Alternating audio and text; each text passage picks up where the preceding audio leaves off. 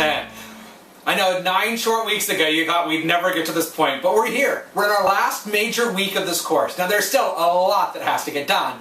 Since this is Module 10, let's start by looking at the readings. We have first chapter 21. It's going to talk about advanced statistical studies, or advanced statistical techniques that we can actually use to analyze our data. Now, you do not have to actually use any of these advanced statistical techniques for the analysis of our data for this project. However, if you or your group decides that you want to include an advanced statistical technique, you can receive extra credit on the final by doing so.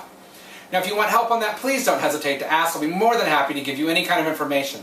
In the book itself, it talks about the different types of techniques, but it does not go into how to actually run them. So if you need help on how to run them, please don't hesitate to ask. In chapter 22 is the last one, which is presenting research.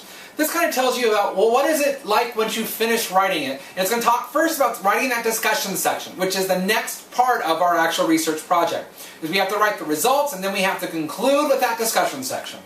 In fact, in addition to the chapter 21 and 22, you're going to be reading chapters 15 and 16 this week in PAN. And then you're going to be completing phase 8 in the final project, which is that results section, or what I call the statistical analysis. So all of you are going to be assigned different hypotheses or research questions that it is you or your group's responsibility for to run them and then include them in our final paper. So please make sure that, again, that you are staying on top of that, because these results that we're getting right now in this module are what you're going to need to use to write that discussion section as a group starting next week. Because remember, the discussion section, as you will learn about in chapter 22 in the Wrench et al. Book, is really where we tell people what it is that we found and what this ultimately means for all of us.